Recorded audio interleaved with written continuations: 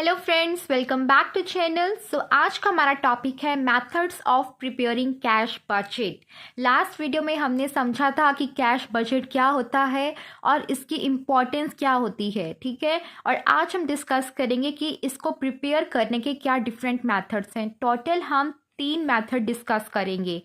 First one is receipt and payment method, the second is adjusted profit and loss method and the last one is balance sheet method। ठीक है, तो one by one हम सभी methods को discuss करेंगे and I hope कि आपको जो है ये टॉपिक इस वीडियो के बाद अच्छे से समझ में आ जाएगा।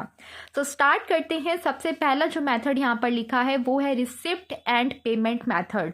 तो 2 वर्ड्स यहाँ पर यूज़ किए गए हैं, एक है रिसिप्ट और दूसरा है पेमेंट। रिसिप्ट मतलब कि आपको रिसीव हुआ है, पेमेंट मतलब आपने पे किया है, ठीक है। तो यहाँ पर इस मेथड में क्या है, टोटल 3 स्टेप्स इन्वॉल्व हैं। फर्स्ट स्टेप क्या है कि आपको डिटरमाइन करना है कि बजट का पीरियड क्या है। बजट जो है वो एक मंथ के लिए भी प्रिपेयर किया जा सकता है, एक क्वार्टर के लिए भी, हाफ ईयर के लिए भी और फुल ईयर के लिए भी। सबसे पहला को क्या करना, आपको डिटरमाइन करना है कि बजट का पीरियड क्या है, ठीक है। जब आप ये डिटरमाइन कर लेंगे कि आपका पीरियड ऑफ बजट क्या है, उसके बाद आपको जो है कैश रिसिप्ट्स को एस्टिमेट करना है। कैश रिसिप्ट मतलब कि आपको कितना कैश जो है फ्यूचर में रिसीव होने वाला है, कहाँ कहाँ से कैश कंपनी को मिल सकता है, सोर्सेज क्या है कैश रिसिप्ट के। कैश सेल है कि आपने जो है अपने प्रोडक्ट या सर्विस को बेचा है और इमीडिएटली कैश आपको रिसीव हुआ है फ्रॉम द कस्टमर, राइट, वो वन सोर्स है कैश का। सेकेंड सोर्स क्या है कैश रिसिप्ट का, कलेक्शन फ्रॉम डेटर, कि आपने क्रेडिट पर सेल किया था और अब आपके जो डेटर्स हैं वो आपको पेमेंट कर रहे हैं, आपको उनसे पैसा रिसीव हो रहा है, ठीक है, तो वो सेकेंड सोर्स है। या फिर आपने कहीं पर पैसा इन्वेस्ट किया हुआ था और आपका जो है उस पर इंटरेस्ट आपको मिला है, तो वो भी आपका वन ऑफ द सोर्स है कैश रिसिप्ट का, ठीक है। तो आपको जो है सारे के सारे सोर्सेज को ध्यान में रखते हुए एस्टिमेट करना है कि फ्यूचर में आपकी कैश रिसिप्ट्स कितनी होने वाली हैं, ठीक है। लास्ट हमारा जो स्टेप है वो क्या है, एस्टिमेट करना कैश पेमेंट, कि कितना पे आपको करना है इन द फ्यूचर। पेमेंट आप कहाँ पर करोगे, पेमेंट आपको तब करनी पड़ेगी जब आप कुछ परचेज कर आओगे इन दी कैश। आपने कुछ भी प्रोडक्ट या सर्विस मार्केट में से परचेज की है और उसके लिए आप पे कर आए हो इन दी फॉर्म ऑफ कैश, तो आपका जो है वो एक कैश पेमेंट होगा, ठीक है। सेकेंड, आपने जो है क्रेडिट पर परचेज किया था और अब आप अपने क्रेडिटर को पे करने जा रहे हो, तो वो पेमेंट भी आपका कैश पेमेंट है, राइट। तो नेक्स्ट क्या है हमारे पास, पेमेंट फॉर वेजेस, आप अपनी लेबर को, ठीक है, वेजेस दे रहे हो, आप टैक्सेस की पेमेंट कर रहे हो, तो जब भी आपका कैश आउटफ्लो हो रहा है वो आपकी सारी कैश पेमेंट्स ही मानी जाएंगी, राइट।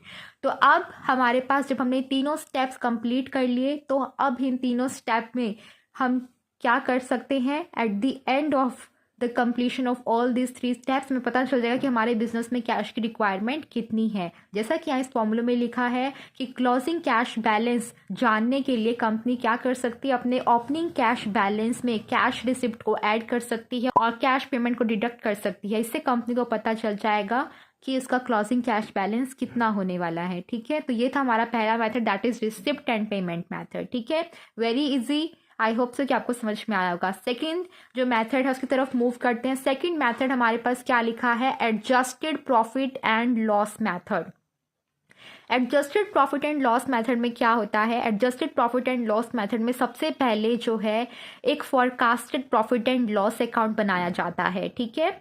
एक forecasted profit and loss account बनाने के लिए कंपनी किस चीज़ का एस्टिमेट करती है कि उसका फ्यूचर में कितने इनकम होने वाले, कितने उसके एक्सपेंसेस होने वाले हैं, based on it's forecasted revenue and expenses, वो एक forecasted profit and loss account बनाती है। तो उससे एक नेट प्रॉफिट पता चलता है जो उसका आया होता है पर the forecasted profit and loss account.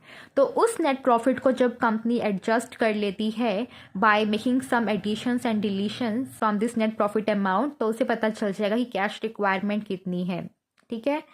तो नेट प्रॉफिट में से अगर आप माइनस कर दो increase in current asset, decrease in current liability, purchase of fixed asset and redemption of share and debenture, और ऐड कर दो जो भी आपका डिक्रीज हुआ है करंट एसेट में, इंक्रीज हुआ है करंट लाइबिलिटी में, या सेल हुई है फिक्स्ड एसेट की, या इशू की है आपने शेयर्स एंड डिबेंचर्स को, तो आपको आपका क्लोजिंग कैश बैलेंस पता चल जाएगा, ठीक है। तो कैसे प्रिपेयर किया हमने, सेकंड वाले मेथड में कैश बजट हमने सबसे पहले जो है एक forecasted profit and loss account बनाया। Forecasted profit and loss account बनाने से हमारे पास नेट प्रॉफिट आया। हमने नेट प्रॉफिट की अमाउंट ली और उसको एडजस्ट किया।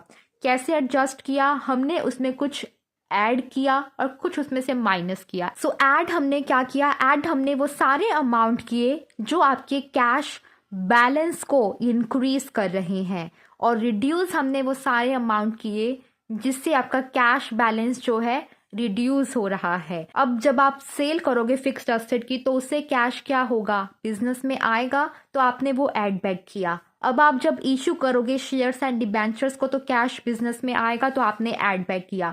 अब आपकी करंट एसेट कम हो रही है तो मतलब कि कैश इंक्रीज हो रहा है, तो आपने क्या किया? उसको ऐड बैक किया। आपकी लाइबिलिटीज इंक्रीज हो रही है, मतलब कैश इंक्रीज हो रहा है बिजनेस में, तो आपने उसको भी ऐड बैक किया। आपने रिड्यूस क्या क्या किया?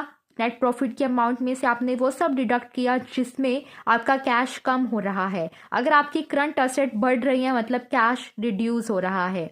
अगर आपकी करंट लाइबिलिटी कम हो रही है मतलब कि कैश रिड्यूस हो रहा है। अगर आप फिक्स्ड एसेट परचेज कर आ रहे हो मतलब कि कैश रिड्यूस हो रहा है। अगर रिडम्पशन की है शेयर एंड डिवेंचर की तो मतलब कैश बिजनेस में से गया है, तो वो सब आपने माइनस किया। ठीक है, तो इस तरह से जब आप क्या कर दोगे, नेट प्रॉफिट को एडजस्ट कर दोगे, तो उससे आपको क्या पता चलेगा? आपका cash requirement in the business और आपका कैश बजट प्रिपेयर हो जाएगा। ठीक है, तो ये था हमारे पास सेकंड मेथड। अब हम थर्ड मेथड की तरफ मूव करते हैं। थर्ड मेथड क्या है? थर्ड मेथड है हमारे पास balance sheet method. Balance sheet method क्या कहता है? बजटेड बैलेंस शीट जो है हम इस मेथड के अंडर प्रिपेयर करेंगे। बजटेड बैलेंस शीट जो बनाई जाएगी वो बनाई जाएगी considering the expected changes in the value of assets and liabilities. कि आप क्या करोगे?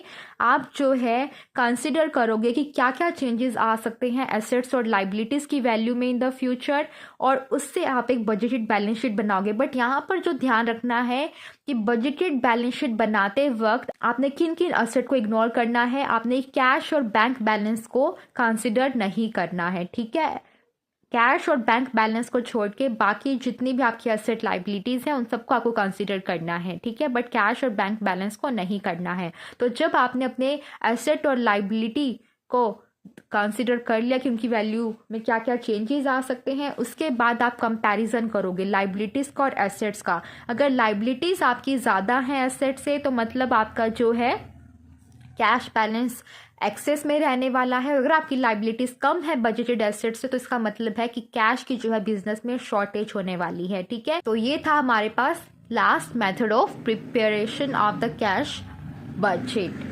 ठीक है, तो आई होप सो कि आपको जो तीनों मेथड हैं वो अच्छे से समझ में आए होंगे। फर्स्ट वन था रिसिप्ट एंड पेमेंट मेथड, जहाँ पर हमने 3 स्टेप्स को फॉलो किया। सबसे पहले डिटरमाइन किया कि बजट आपने कितने पीरियड के लिए बनाना है। सेकंड, हमने एस्टिमेट किया कैश रिसिप्ट कितने होने वाली हैं। थर्ड, हमने एस्टिमेट किया कि कैश पेमेंट कितने होने वाली हैं, राइट। और एट द एंड हमें पता चल गया कि हमारा जो है कैश क्या होने वाला है बिजनेस में। ठीक है, उसके बाद सेकंड में हमारे पास जो मेथड था उसमें था adjusted profit and loss method. इस मेथड में जो हमारा फोकस था, सबसे पहले हमने एक forecasted profit and loss account बनाया जिससे हमें पता चला कि नेट प्रॉफिट क्या होगा बिजनेस का। उसके बाद हमने उसमें वो सारे के सारे अमाउंट्स ऐड कर दिए जिसने कैश को इंक्रीज किया और उन सारे अमाउंट्स को रिड्यूस किया जिसने कैश को रिड्यूस किया था, जैसे कि decrease in current asset, increase in current liability, sale of fixed asset, issue of share and debenture, इन सब की अमाउंट को ऐड किया गया। और माइनस क्या कर दिया? Increase in current asset, decrease in current liability, purchase of fixed asset and redemption of share and debenture. ठीक है, तो ये था सेकंड मेथड जिसको फॉलो करके हमें पता चला कि कैश का क्या बैलेंस बिजनेस में है। ठीक है, नेक्स्ट जो हमारा मेथड था और लास्ट मेथड आप कह सकते हो क्या था? Balance sheet method. Balance sheet method में क्या था? बैलेंस शीट मेथड में आपने एक बजटेड बैलेंस शीट बनाई, ये कंसीडर करते हुए कि क्या चेंजेस होने वाले हैं एसेट्स और लाइबिलिटीज की वैल्यू में इन द फ्यूचर। आपने जिस चीज को कंसीडर नहीं करना है वो है कैश एंड बैंक बैलेंस। एक बार आपके पास बजटेड एसेट्स और लाइबिलिटीज की वैल्यू आ गई, आपने उन दोनों को कंपेयर करना है। अगर आपको ये दिखता है कि लाइबिलिटीज एक्सेड कर रही हैं एसेट्स को, तो इसका मतलब है कि एक्सेस में कैश बैलेंस रहने वाला है बिजनेस में। और अगर लाइबिलिटीज़ कम है बजटेड एसेट से तो उसका मतलब है कि बिजनेस में जो कैश है उसकी शॉर्टेज होने वाली है। ठीक है, तो ये थे हमारे पास 3 method of preparing the cash budget. I hope so कि आपको तीनों मेथड अच्छे से समझ में आ गए हैं। अगर कोई भी डाउट है you can ask me the comment section. Thank you very much watching this video. Bye bye.